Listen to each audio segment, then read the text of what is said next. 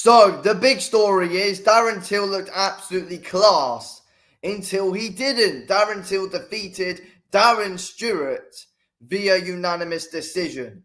It was a very good fight. I thought Darren Stewart was good at coming forward, putting the pressure on Darren Till.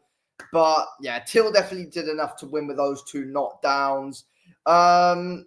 Early knockdown in that first round, and we think, oh, Till's going to absolutely run through this guy. But Stewart's a ridiculously tough man, kept on coming forward and was bullying Darren Till in the mid rounds of the fight. He was bullying him, but Till was able to stand his ground well in the end. I thought he had a very good final round where he was moving much more. And when Till actually used his footwork, he was very good. He was very good, and that's what we saw in, that first, second bit of the third round and the eighth round. Till was moving about, using the footwork, picking his shots well, getting behind the jab. Yeah, but a lot of the time in those middle rounds, Stewart was coming at him, pushing him back, bullying him, going to the body, landing some strong shots. Darren Till was just there, sat on the ropes. And I was thinking those first two rounds, this man might actually beat Tommy Fury. This man might actually beat Jake Paul. Can he be competitive with them? Yes, of course he can. Would he beat either of them? No, he bloody wouldn't. No, he would not beat either of them. I thought he would have, but no, not after that. I feel like he was bullied quite a lot. And look, I think if Darren Till fights Jake Paul, he's not going to get bullied like he did today. I feel like the grappling background of Darren Stewart was able to help him bully Darren Till up close and help bullying him in those clinches. That wouldn't happen against Jake Paul. That wouldn't happen against Tommy Fury. Darren Till would be the stronger guy than both of them.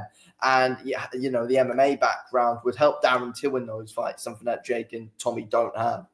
But they still beat him. I think they've got a better boxing skills than what Darren Till does. I feel like they got better attributes than what he does. And they've got more experience in boxing than what Darren Till does. And that's going to help them be able to beat him.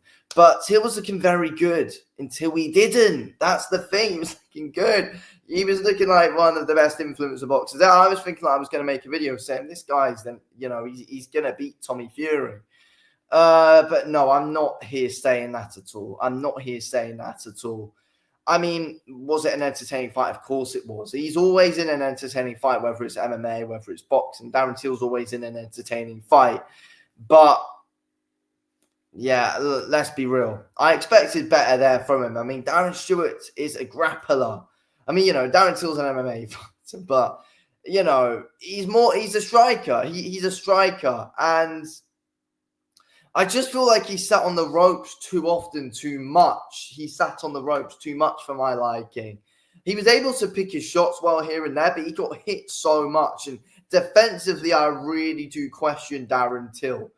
I mean, you could tell even early on in the fight as well, even like when Darren Stewart came right at it, Till, and put the pressure on him. Darren Till was like, oh, he's coming at me here. What do I do? What do I do? What do I do? And I feel like he struggled to defend himself quite a lot.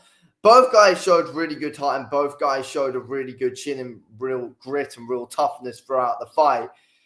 But, Stewart isn't a boxer. He's a fighter. Darren Till, he's got boxing ability, but when there's someone in there who's stronger than him and can put him on that back foot, Till can't fight off the back foot. Till cannot fight off the back foot. He can't. And that's where, he struggles to figure out his range. I feel like early on in the fight, Darren Till was good at managing his range, and he was good, behind that lead hand. And Stewart, those first two rounds, couldn't get into range, and Darren Till was able to keep on trapping him at walking onto that left hand. And Darren Till early on was able to use his southpaw advantage to his advantage. But in the end, when Stewart could shut down the gap and was able to shut down the range, and Darren Till's not an absolute rangy master, is he?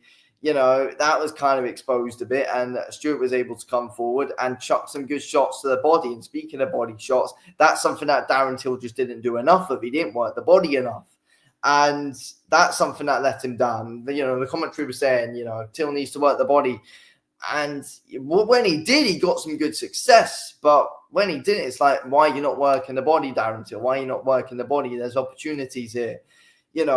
Stewart was coming forward pretty square on. I feel like there were more opportunities for Till, but again, Stewart's strong and shut the range down well. But Till could have done more. But I do feel like he did pick his shots well when he was throwing and stuff. But yeah, I feel like I was expecting much more from Till, especially with the way he started as well. I feel like I feel like he kind of chased the knockout in those first 2 rounds. He kind of chased that bloody knockout, and it's like, oh, Darren Stewart didn't really care about his power. And until, I feel like that had a bit of a big mental effect on Darren Till. The fact that Stewart didn't really care about his power, that definitely affected in this fight. And Darren Stewart in the end was able to come forward and just bulk in some big shots. Not really any loads of great bloody technique behind them, but he was able to get his work done, Darren Stewart, and was able to really punish Darren Till and really hurt him at times. But yeah, it was in that 8th round where Stewart was getting some good success, but then Till caught him. Stewart lost focus, and Till was able to drop him last shot of the fight. But Stewart, of course, he still got up. But yeah, overall, I feel like it was it was a good bloody fight, but it was a war. But the story was Till was looking really good until he just got a little bit exposed. I was overhyping him for those first 2 rounds. First 2 rounds, I was overhyping him. But you need to wait till a fight is fully finished and over and done with in order to actually judge someone. That's what you especially need to know when you're watching, misfits boxing. With pro boxing, it's all different, of course. But, with Darren Till, who's an inexperienced boxer, you need to wait before you judge people. And that's something I need to learn about when I'm watching influencer boxing. I'm too used to watching professional boxing. But yeah, anyway, thank you all for watching. Speak to you on the next one.